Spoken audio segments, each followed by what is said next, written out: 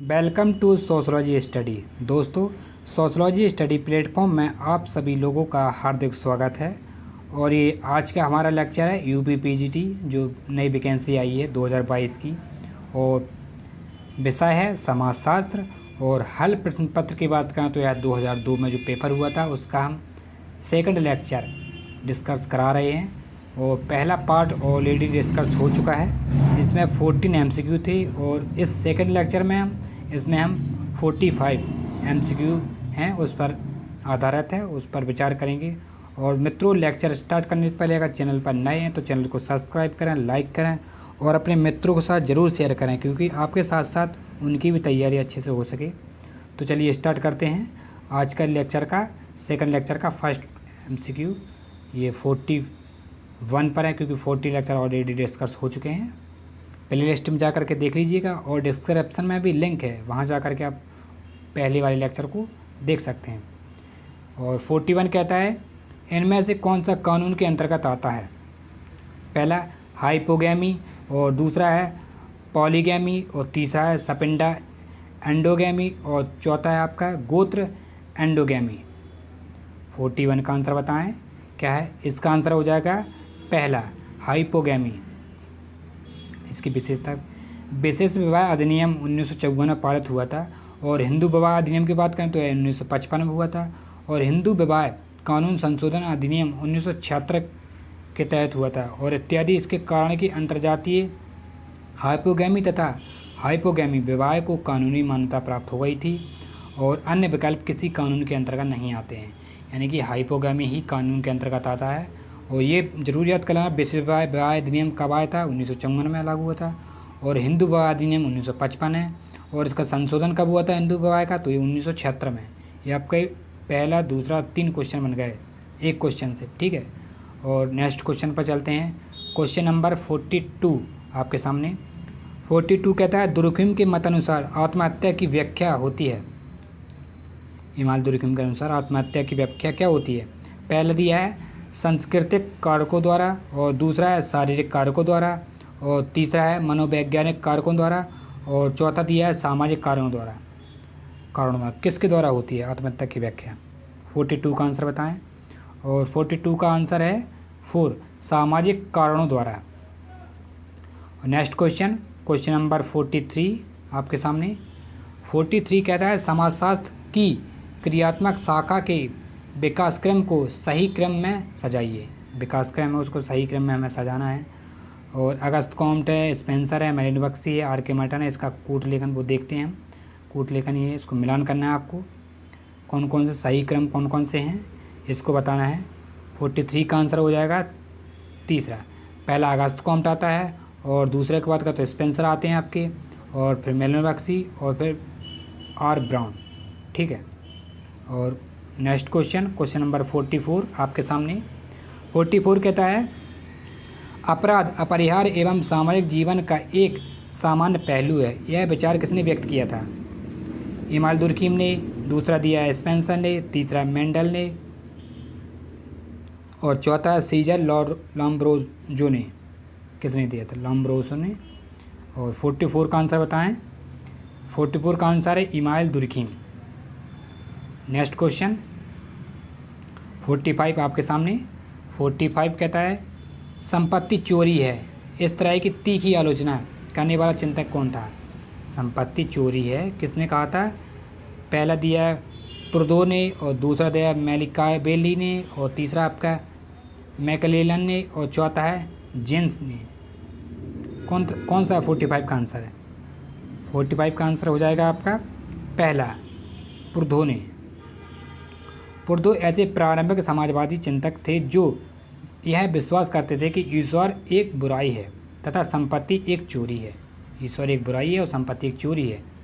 और next question, question number 46, एकीकृत ग्रामीण विकास कार्यक्रम IRDP में शामिल नहीं है। ये नहीं है लिखा है। और पहला दिया है DPAP, और दूसरा है COFEPOSA, और तीसरा है SFDA, और चौथा है CAD। और 46 का आंसर क्या है? 46 का आंसर बताएं। इसका आंसर है, आंसर नंबर दूसरा है, COFEPOSA। ठीक है। और नेक्स्ट क्वेश्चन 47 आपके सामने। 47 कहता है इनमें से कौन सा जोड़ा गलत है? गलत कथन को पहचानना है हमें। तो पहला दिया है द पॉवर्टी ऑफ फिलॉसफी, ये कार्ल मार्क्स हैं। और द प्रिमिटिव कल्चर, ये टॉनिज हैं। और तीसरा में है जेमेनसॉफ्ट एंड गेमेनसॉफ्ट, ये हेगेल हैं। और चौथा टोटेजिज्म एंड एंटोगैमी, ये दुर्खिम दिया आपका। कौन सा आंसर गलत है 47 का? तो इसका आंसर हो जाएगा, आंसर तीसरा गलत है, गेमेनसॉफ्ट और जेमेनसॉफ्ट, ये हेगेल का नहीं है क्योंकि टॉनिज दिया था आपके। ठीक है। नेक्स्ट क्वेश्चन 48 आपके सामने। सूची है, मिलान करना है, ये ऑलरेडी मिली मिलाई है। और ये देख लीजिएगा आंसर, इसको हम सही अच्छे से नहीं देखेंगे। मोक्ष की बात करें तो मोक्ष आपका हो जाएगा संन्यास। और गर्भाधान ये संस्कार है। और द्विज आपका धर्म होता है। और निष्काम ये आपके गीता है। तो इसका आंसर क्या हो जाएगा 48 का? इसका आंसर हो जाएगा आंसर बी, राइट आंसर। और नेक्स्ट क्वेश्चन 49 आपके सामने। 49 कहता है सर्वाधिक सार्वभौमिकरण एवं स्थानीयकरण की धारणा अभिव्यक्त की गई थी, किसने की थी? पहला है मैकिम मैरियट द्वारा, और दूसरा रॉबर्ट रेडफील्ड द्वारा, और तीसरा M.N. श्रीनिवास द्वारा, कि चौथा है निमेसी किसी के द्वारा नहीं, कोई नहीं। 49 का आंसर क्या है? 49 का आंसर क्या है? 49 का आंसर हो जाएगा फर्स्ट, मैकम मैरियर द्वारा इन्होंने सार्वभौमिकरण एवं स्थानीयकरण की अवधारणा दी थी। और क्वेश्चन नंबर 50 पर आते हैं। ये सांस्कृतिक पिछड़ापन की धारणा सर्वप्रथम किसने अभिव्यक्त की थी? पहला सोरोगन, और दूसरा A.W. ग्रीक, और तीसरा मार्टन ने, कि चौथा ऑगबर्न ने। किसने कल्चर पिछड़ापन पर विचार व्यक्त किया था? 50 आंसर। 15 का आंसर बताएं क्या है? इसका आंसर हो जाएगा आपका ऑगबर्न। ठीक है। और नेक्स्ट क्वेश्चन, क्वेश्चन नंबर 51 आपके सामने ये रहा स्क्रीन पर। निम्नलिखित में से कौन सी विशेषता किसी सेकेंडरी ग्रुप की विशेषता नहीं है? कौन सी एक विशेषता है जो सेकेंडरी ग्रुप की विशेषता नहीं है? पहले में है यह औपचारिक नियमों द्वारा नियंत्रित होती है। और सेकंड में दिया है यह आमने सामने पड़ता है। और तीसरा यह अवैयक्तिक होती है। और चौथा यह सामान्यतः आधुनिक जटिल समाजों में पाई जाती है। कौन सा है सेकेंडरी ग्रुप की विशेषता, कौन सी नहीं है? 51 का आंसर बताएं। इसका आंसर हो जाएगा दूसरा, यह आमने सामने पड़ता है। ठीक है। आमने सामने वाली संबंध प्राथमिक संबंध है, विशेषता है। ठीक है। यह और शेष द्वि संबंध की विशेषता है। क्योंकि जो फर्स्ट टाइम होता है जो आमने सामने का संबंध नहीं होता है, यानी कि कोई रिसर्च स्कॉलर होता है जो फील्ड स्टडी करता है, तो वह फील्ड में जा कर के अपनी प्रॉब्लम को खुद अपनी आंखों से ऑब्जर्व करता है, तो उसको प्राथमिक डेटा कहते हैं। और सेकेंडरी डेटा होता है वह हम बुक से भी कलेक्ट कर सकते हैं, इंटरनेट के माध्यम से भी कलेक्ट कर सकते हैं। यानी कि जो पहले से ही शोध किसी ने किया उसको डेटा देख करके हम अपनी शोध में शामिल कर सकते हैं, उसको हम सेकेंडरी डेटा कहते हैं। और फर्स्ट डेटा जो हम खुद से जाकर के प्रॉब्लम को सॉल्व करते हैं। और नेक्स्ट क्वेश्चन पर चलते हैं। क्वेश्चन नंबर 52 आपके सामने स्क्रीन पर ये रहा। यदि कोई व्यक्ति किसी दूसरे पर शारीरिक प्रहार करता है तो यह उदाहरण किसका है? पहला है भावनात्मक व्यवहार का, दूसरा है मूर्खतापूर्वक व्यवहार का, और तीसरा है वीरतामूलक व्यवहार का, और चौथा है विवेक किस्म व्यवहार का। कोई व्यक्ति दूसरे व्यक्ति पर शारीरिक प्रहार करता है तो क्या किस कहलाएगा उदाहरण? एग्जाम्पल क्या है इसका? 52 का आंसर हो जाएगा आपका पहला, भावनात्मक व्यवहार द्वारा। कैसे? तो वेबर के अनुसार भावनात्मक क्रियाएं वह क्रियाएं होती हैं जो कि आवेगों या संवेगों द्वारा प्रेरित होती हैं। इस प्रकार के व्यवहार प्रेम, शत्रुता, घृणा आदि से प्रभावित होते हैं। अतः यदि कोई व्यक्ति किसी दूसरे पर शारीरिक प्रहार करता है तो वह भावनात्मक व्यवहार होगा। ठीक है। Next question, question number 53। जो व्यक्ति समुदाय के लिए यज्ञ कराने हेतु किसी ब्राह्मण को नियुक्त करता है एवं संरक्षण प्रदान करता है तो उसे उस उपाधि से अभिभूत किया जा सकता है। पहला है प्रजापति, और दूसरा दिया आचार्य, और तीसरा यजमान, और चौथा है वाजपेयी। तो आई होप इसका आंसर आप सभी लोगों को पता है 53 का क्या है। इसका राइट आंसर हो जाएगा यजमान। जजमान नहीं बोलते यानी कि जजमान आइए आप हमारे यहाँ आइए। और नेक्स्ट क्वेश्चन 54 आपके सामने। एकीकृत शिशु विकास सेवा कार्यक्रम ICDS-P अपनाया था 1964 में कि 1971 में, और तीसरा है 1973 में, चौथा है 1977 में। कौन सी डेट में अपनाया था IPCDS-P? ये आपका 54 का आंसर बताएं। इसका आंसर हो जाएगा तीसरा 1974 में। 1974 में राष्ट्रीय बाल नीति विकास किए जाने वाले एकीकृत शिशु विकास सेवा कार्यक्रम अपनाया था। ये आपका शॉर्ट फॉर्म का ये फुल फॉर्म है, बाल एकीकृत विकास शिशु सेवा कार्यक्रम। ठीक है, इसको नोट कर लेना। और नेक्स्ट क्वेश्चन नंबर 55। ये तो आंसर देख ही गया है। प्राइमरी ग्रुप के लिए आवश्यक नहीं है। पहला है औपचारिक नियम, और दूसरा है इकरारनामा का स्थायित्व, और तीसरे में है एक छोटा आकार, चौथा आमने सामने का कोई संपर्क। 55 का आंसर है पहला औपचारिक नियम। नेक्स्ट क्वेश्चन 56 का, और 56 कहता है सोशियोमेट्री की विधि को उपयोग में करने वाले प्राथमिक प्रथा व्यक्ति कौन थे? प्रथम व्यक्ति थे, और प्रथम लिखा है। प्रथम व्यक्ति कौन थे? पहला है सोरोकिन, और दूसरा है GS मोरेनो, और तीसरा है वेबर, चौथा है लिपसेट। 56 का आंसर क्या है? इसका आंसर हो जाएगा आपका GS Moreno. Next question number, इनकी बात करें तो मोरेनो ने सन 1934 में सामूहिक संरचना के अध्ययनों को किया था। ठीक है, और नेक्स्ट क्वेश्चन देखते हैं। क्वेश्चन नंबर 57 आपके सामने। 57 क्या कहता है? मनसंदबासी प्रथा है, यानी कि मनसवदासी प्रथा थी के संदर्भ में गलत कथन को चुनिए। पहले में है यह नौकरशाही प्रथा थी, और दूसरा दिया है यह हस्तांतरित या बलोपित किए जाने वाली प्रथा नहीं थी, और तीसरा यह भूसपति आधारित प्रथा नहीं थी, और चौथा है यह प्रथा का कार्यक्षेत्र सीमित था। 57 का आंसर क्या है?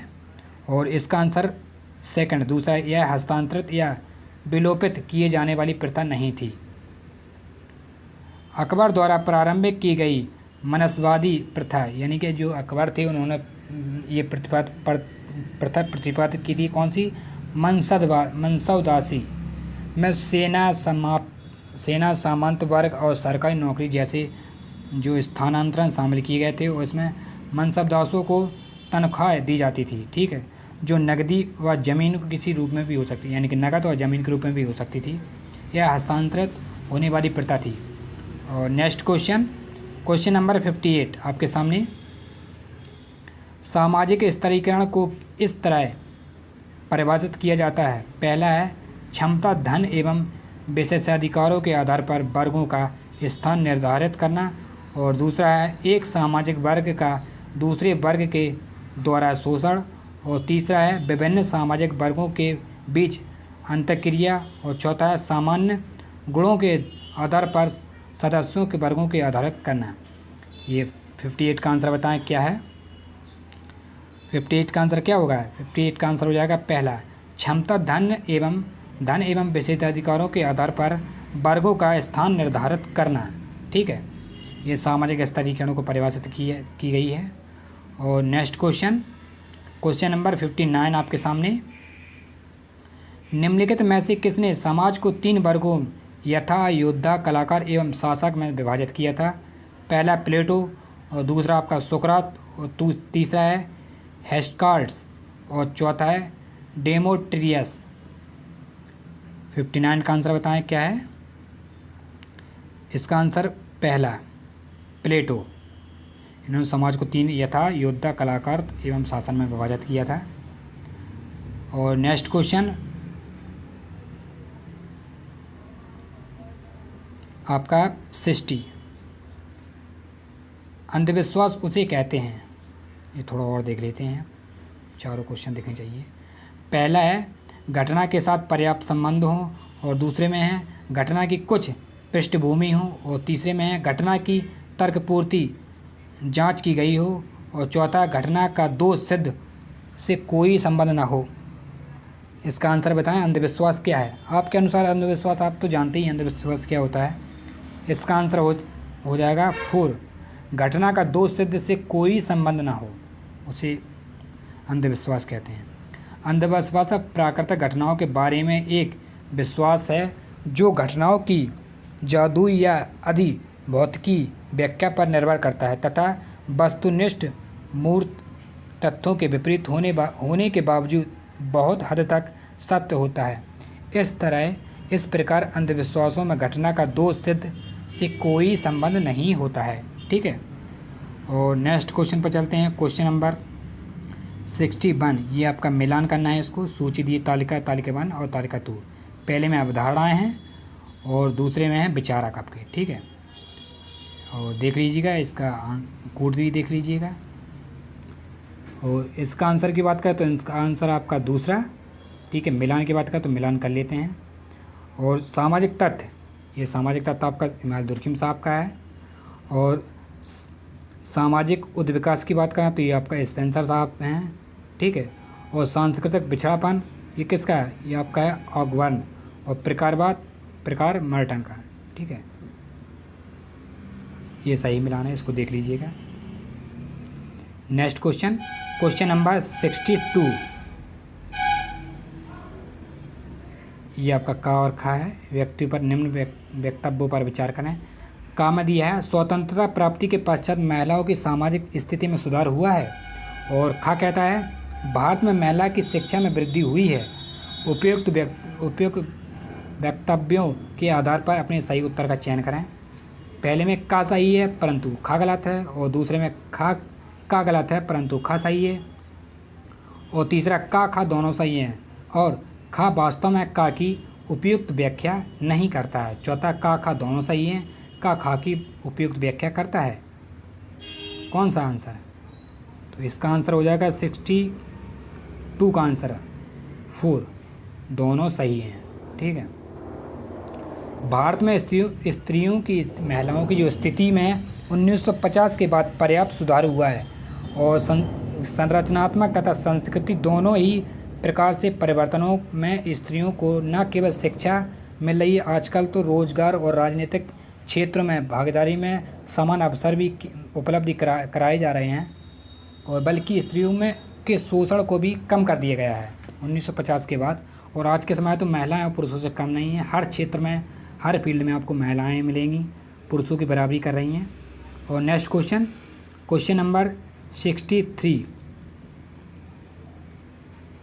सहजातीयता क्या है? गर्व करना है। पहला है अपने समुदाय पर, दूसरा है अपने व्यक्तित्व पर, और तीसरा है और जिस वर्ग के साथ उसका संबंध है उसके साथ सही पहचान कायम रखने की आदिम भावना रखना, और चौथा है अपने धर्म पर। इसका आंसर क्या हो जाएगा? 63 का आंसर। और इसका आंसर की बात करें तो इसका आंसर है तीसरा है, और जिस वर्ग के साथ उसका संबंध है उसके साथ अपनी पहचान कायम रखने की आदिम भावना रखना। ठीक है, और नेक्स्ट क्वेश्चन नंबर 64, इसको कथन है, ये देख लीजिएगा। आ में दिया नगरीकरण की प्रक्रिया में वृद्धि हुई है, और बा में है नगरीकरण की प्रक्रिया की गति हर जगह समान है, और सा में है एकांकी परिवारों की संख्या में वृद्धि होती जा रही है। अब इसको सही मिलान चयन करना। पहले में आ बा सही है, और दूसरे में बा और सा सही है, और तीसरे में आ और सा सही है, और चौथे में है आपका आ बा और सा, तीनों सही हैं। कौन सा सही है आंसर? इसको 64 का आंसर बताएं। इसका आंसर हो जाएगा क्वेश्चन नंबर तीसरा, आ और सा सही है, यानी कि ये और आपका ये सही है, आ और सा सही है। नगरों और महानगरों की महाकाव्य वृद्धि, विकास और जनसंख्या के बड़े भाग का नगरीय क्षेत्रों में जाना पिछले 5-1 दशकों का एक ही विशेष लक्षण रहा है, और अनेक विद्वानों ने अनुभाविक अध्ययनों के आधार पर बताया है कि शहरी उपयुक्त यानी कि जो संयुक्त परिवार होते हैं शहर में, वह स्थान धीरे धीरे एकांकी हो रहे हैं, एकांकी रूप ले रहे हैं संयुक्त परिवार। और नेक्स्ट क्वेश्चन नंबर 65 आपके सामने प्रजाति यानी कि रेस है, प्रजाति है, एक मानवशास्त्रीय शब्द और दूसरा है एक समाजशास्त्रीय शब्द और तीसरा है जैव वैज्ञानिक एवं मानवशास्त्री और चौथे में है एक सामाजिक मनोविज्ञान शब्द। रेस का क्या अर्थ है? 65 का आंसर हो जाएगा तीसरा है जीव वैज्ञानिक एवं मानवशास्त्री। और नेक्स्ट क्वेश्चन नंबर 66 आपके सामने ये रहा। 66 कहता है प्रतिमान होता है, यानी कि जो प्रतिमान होता है वह होता है, बताएं 66 का आंसर।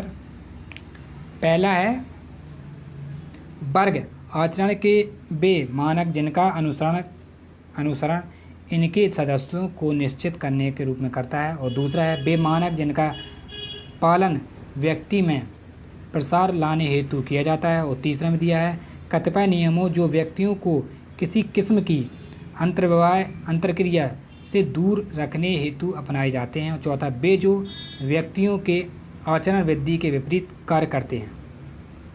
66 का आंसर क्या है और प्रतिमान क्या होता है आपके अनुसार?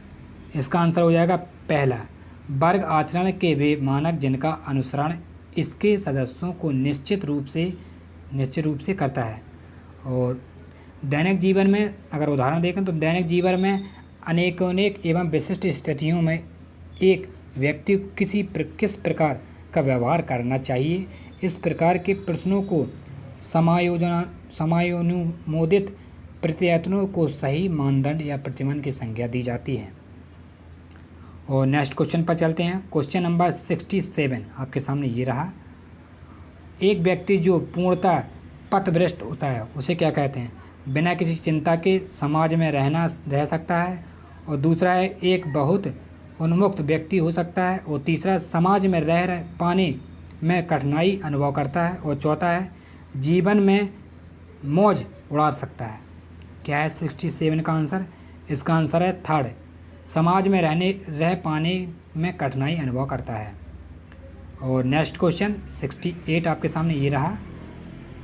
विज्ञान की तरह जादू है। पहला एक मौलिक कारणबद्धता अभिग्रहता रहती है, और दूसरा एक मौलिक तर्क बुद्धिपरकता उपस्थित रहती है, और तीसरे में सत्य का एक मौलिक तत्व उपस्थित रहता है, चौथा उपयुक्त में से कोई नहीं। 68 का आंसर क्या है? इसका आंसर है पहला एक मौलिक कारणबद्धता अभिग्रहित रहती है। जादू में भी वैज्ञानिक नियमों की तरह कारण और कार्य के बीच एकरूपता कल्पना की जाती है। और नेक्स्ट क्वेश्चन नंबर 69 ये सूची है, फर्स्ट और सेकंड इसको मिलान करना है आपको, और इसका कूट लेखन भी देख लीजिएगा। इसका आंसर की बात करें तो इसका आंसर हो जाएगा आंसर थर्ड। कैसे, आइए मिलान करते हैं। स्थानीयकरण की बात करें तो स्थानीयकरण आपका ये आ जाएगा लघु परंपरा, और सार्वभौमिकरण ये आपका बृहद परंपरा, और संस्कृतिकरण उच्च जाति की संस्कृति का अभिस्वीकरण, और आधुनिकरण ये आपका आधुनिक युग। ठीक है, और ये देख लीजिएगा, इसको पढ़ना है। संस्कृतिकरण निम्न जाति द्वारा उच्च जाति की संस्कृति को अपनाने की प्रक्रिया है, और स्थानीयकरण साहित्यिक एवं धार्मिक स्वरूपों आदि को स्थानीय बनाने की एक प्रक्रिया है, और यह प्रक्रिया भारतीय देश सभ्यता के अंतर्गत लघु परंपरा की एक विशिष्ट रचनात्मक क्रियाओं को प्रदर्शित करती है। और नेक्स्ट क्वेश्चन नंबर 17 आपके सामने ये रहा। ये सही गलत को पहचानना है आपको। आ में दिया है हरित क्रांति से भारत में कृषि उत्पादन में वृद्धि हुई है, और बा है भारत में कृषि प्रौद्योगिकी में बड़ी तेज़ी से विकास हुआ है। पहले में है आ सही है परंतु बा गलत है, और दूसरा आ गलत है परंतु बा सही है, और तीसरा दिया है दोनों आ बा दोनों सही हैं, वास्तव में आ की उपयुक्त व्याख्या करता है, और चौथा है दोनों सही हैं, बा वास्तव में आ की उपयुक्त व्याख्या नहीं करता है। 17 का आंसर बताएं फटाफट, कौन सा आंसर?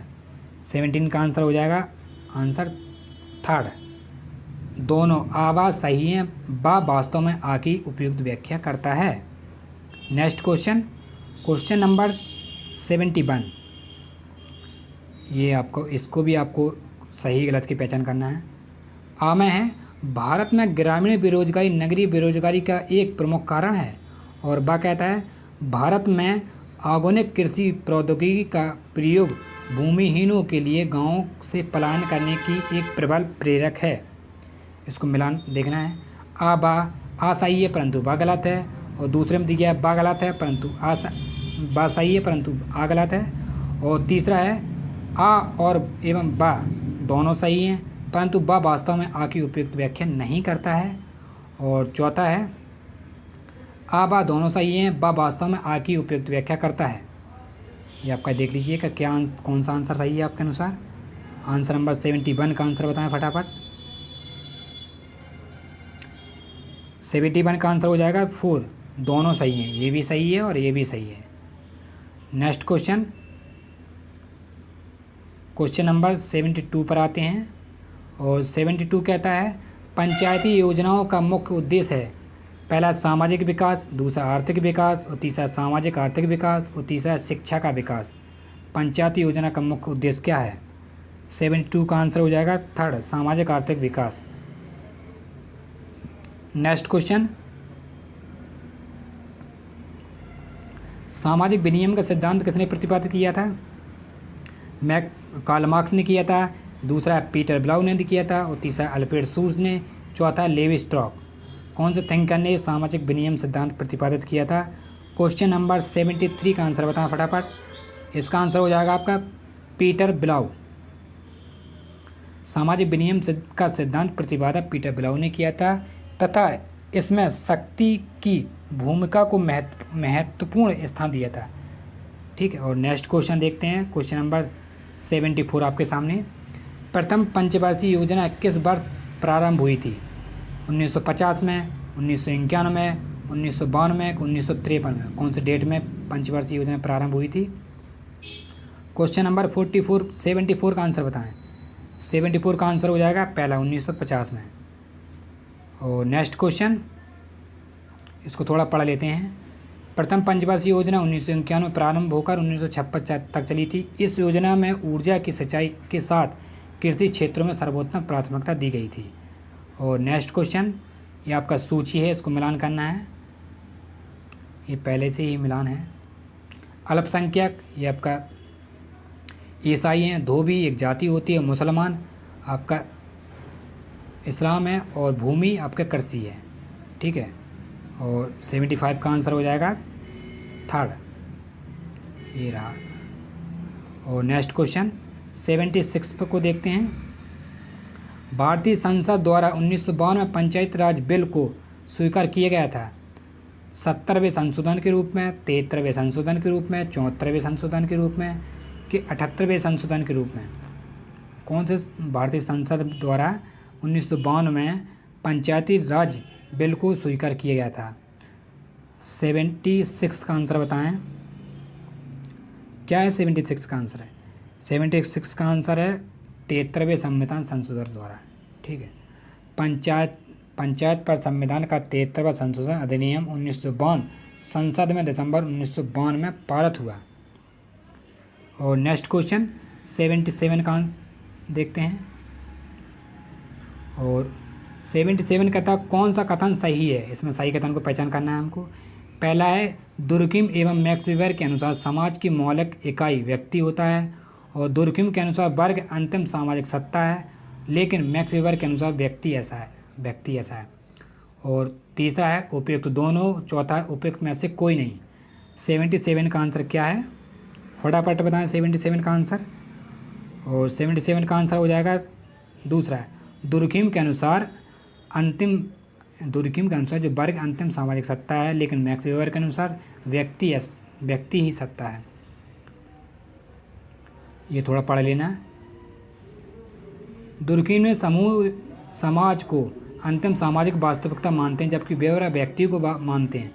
और वेबर के अनुसार समाज में व्यक्ति का जो कि सामाजिक क्रिया को उत्पन्न करने वाला होता है एवं सर्वप्रथम है। ठीक है, और नेक्स्ट क्वेश्चन 78 आपके सामने ये रहा। G.H. मीड के अनुसार स्वयं का अंश जो सामाजिक मांगों की प्राप्ति संवेदनशील होता है का संबंध है। पहला है अहंकार से, तीसरा है इदगम से, और चौथा परम परम अहंकार से, और चौथा अहम से।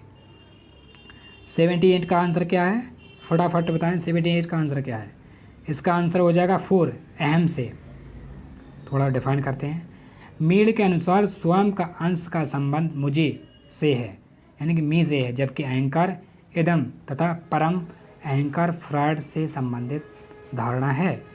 और नेक्स्ट क्वेश्चन नंबर 79 आपके सामने ये रहा है स्क्रीन पर।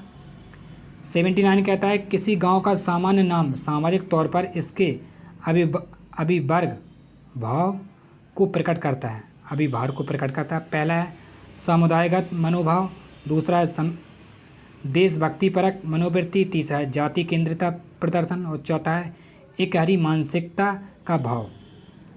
79 का आंसर क्या है? इसका आंसर हो जाएगा पहला समुदायगत मनोभाव। किसी गांव का सामान्य नाम सामाजिक तौर पर सामुदायिक भावना को प्रकट करता है। और सामुदायिक भावना का अर्थ है, क्या अर्थ है सामुदायिक भावना का? अर्थ होता है कि संबंध की भावना, सदस्यों के बीच हम की भावना होती है। और नेक्स्ट क्वेश्चन नंबर 18 स्क्रीन पर आपके सामने ये रहा। गिडिंग्स के अनुसार निम्नलिखित में से किसकी वजह से वर्ग संघर्ष को खतरा उत्पन्न होता है? पहला है असंगति, दूसरा है प्रतियोगिता, तीसरा है सौजन्य, और चौथा है पार्थक। 18 का आंसर बताएं फटाफट। इसका आंसर हो जाएगा पहला असंगति। नेक्स्ट क्वेश्चन आपके सामने 81, ये सूची है, इसको मिलान करना है, ये देख लीजिएगा और इसका कोड भी देख लेना आप। और आई होप आप लोगों को ये थोड़ा और ऊपर कर दें, ये देख लेना है। इसके आंसर की बात करें तो इसका आंसर हो जाएगा आंसर नंबर तीसरा। कैसे? सोवियत वचन अपराध आपका सदरलैंड ने दिया था, और जैविकी अभिगम ये आपका यूरोपीय अपराध शास्त्री थे, और शारीरिक विज्ञान अभिगम क्या है? ये आपका घा में आ जाएगा, होम्ब्रोजियम अभिगम। और चौथा रहेगा समाजशास्त्री अधिगम, ये अमेरिका अपराध शास्त्री संप्रदाय थे, इन्होंने दिया था, ये थोड़ा पढ़ लेना। सदरलैंड ने सोवियत वचन अपराध से संबंधित हैं, और यूरोपीय अपराध शास्त्री में अपराध को एक अंतर्जात वस्तु मानने की प्रवृत्ति रखते हैं, अर्थात जैविकी अभिगम को मानते हैं। और जबकि अमेरिकी समाजशास्त्री अपराध शास्त्र को इस बात की ओर अधिक झुकते हैं कि अपराध का कारण सामाजिक तत्व होता है, अर्थात इसका दृष्टिकोण समाजशास्त्री है। और नेक्स्ट क्वेश्चन नंबर 82 आपके सामने ये रहा स्क्रीन पर। अनुसूचित जाति एवं अनुसूचित जनजाति में के संदर्भ में निम्नलिखित में से कौन सा प्रावधान अनुचित नहीं है? पहले में है केंद्र एवं राज्य सरकारों की नौकरियों में इन्हें कुछ आरक्षण प्रदान किए गए हैं। और दूसरा दिया है भारत के राष्ट्रपति द्वारा अनुसूचित जाति एवं जनजातियों के लिए एक विशेष अधिकारी की नियुक्ति की जाती है। और थर्ड में है भारत के राष्ट्रपति अनुसूचित जाति के 2 व्यक्तियों को लोकसभा में मानक कर सकते हैं। और चौथा देख लेना, संसद के दोनों सदनों के साथ ही साथ राज्य विधानसभाओं में भी इसके लिए आरक्षण किए गए हैं। तो क्या है इसका आंसर? 82 का आंसर बताएं फटाफट। क्या 82 का आंसर है? इसका आंसर हो जाएगा तीसरा। डिफाइन करते हैं, भारत के राष्ट्रपति अनुसूचित जाति के 2 व्यक्ति को लोकसभा में मानक नहीं कर सकते, बल्कि 2 अलग अलग भारतीयों को नामित कर सकते हैं। ठीक है। और नेक्स्ट क्वेश्चन देखते हैं। क्वेश्चन नंबर 83 आपके सामने ये रहा। किस समुदाय में पंचायत की संस्था अस्तित्व में आई? किस समुदाय में पंचायत की संस्था अस्तित्व में आई थी? मुसलमान समुदाय में, और जनजातीय समुदाय में, हिंदू समुदाय में, उपयुक्त सभी? कौन सा 83 का आंसर? इसका आंसर है उपयुक्त सभी। और हम 84 देखते हैं। 84 आपके सामने ये रहा। ये दृढ़कथन है, ये कारण है। दृढ़कथन में समाजीकरण की निवृत्ति एवं सुविधाजनक प्रक्रिया समाज के लिए आवश्यक है। और कारण दिया है व्यवस्थित सामाजिकरण के बिना कोई व्यक्ति स्वाधीन एवं स्वकल्पनाशील नहीं हो सकता। अब पहला है का गलत है लेकिन खा सही है, और दूसरे में का सही है लेकिन खा गलत है, और तीसरे में खा एवं का दोनों सही हैं, और चौथा का एवं खा दोनों गलत हैं। तो कौन सा आंसर है? 84 का आंसर बताना फटाफट। इसका आंसर हो जाएगा दूसरा, का सही है लेकिन खा गलत है। ये सही है आपका, ये गलत है। ठीक है, और नेक्स्ट क्वेश्चन देखते हैं। क्वेश्चन नंबर 85, ये लास्ट क्वेश्चन है इस प्रैक्टिस सेट का। और जाति प्रथा के संबंध में कौन सा कथन गलत है? पहले में दिया है किसी निम्न जाति का सदस्य होते हुए भी धन, शिक्षा एवं व्यक्तिगत उपलब्धि किसी व्यक्ति को प्रतिष्ठा एवं दक्षता प्रदान कर सकती है। दूसरे में यदि कोई हिंदू किसी मुसलमान या ईसाई का आलिंगन कर ले तो वह अपनी मूल जाति का सदस्य नहीं रह जाता। और तीसरा है अपने कठोर रूप में उपस्थित जाति प्रथा विजातीय विवाह की अनुमति देती है। चौथा है भारतीय मुसलमानों में जातिगत भेद नहीं होते हैं। लास्ट और आखिरी क्वेश्चन है इस सेशन का, इसका आंसर आपको फटाफट बताना है। इसका आंसर हो जाएगा 4, भारतीय मुसलमानों में जातिगत भेदभाव नहीं है। भारत में रहने वाले मुसलमानों में जैसे जाति समूह पाए जाते हैं वैसे सैदव, शेख, साख और मलन एवं आसानी इत्यादि भी पाए जाते हैं। तो आज के इस सेशन में हमने ये 45 MCQ पर ये देखे हैं, और आई होप आप सभी लोगों को बहुत ही पसंद आज का लेक्चर आया होगा। और इसके आपने पहले वाला लेक्चर नहीं देखा तो उसको भी देख लेना, डिस्क्रिप्शन में लिंक दिया हुआ है, उसको भी देख लेना। ये 2002 का प्रश्न पत्र था, यूपी PGT समाजशास्त्र विषय था। और इसके बाद हम नेक्स्ट लेक्चर में आपके लिए PGT का 2023 का समाजशास्त्र का ही लेक्चर लेकर आएंगे। और इस लेक्चर को अगर आप सभी लोग पसंद करते हैं तो लेक्चर को लाइक करें, सब्सक्राइब करें, और चैनल को सब्सक्राइब जरूर करें, और अपने दोस्तों के साथ ज़रूर शेयर करें, क्योंकि आपके साथ साथ उनकी भी प्रिपरेशन होती रहे। तो फिर मिलते हैं नेक्स्ट वीडियो में। परिंदे को मिलेगी मंजिल यकीनन उनके फैले हुए हुनर बोलते हैं, वही लोग रहते हैं खामोश अक्सर ज़माने में जिनके हुनर बोलते हैं। वाह क्या बात है। मिलते हैं नेक्स्ट लेक्चर में, जब तक के लिए टाटा बाय बाय।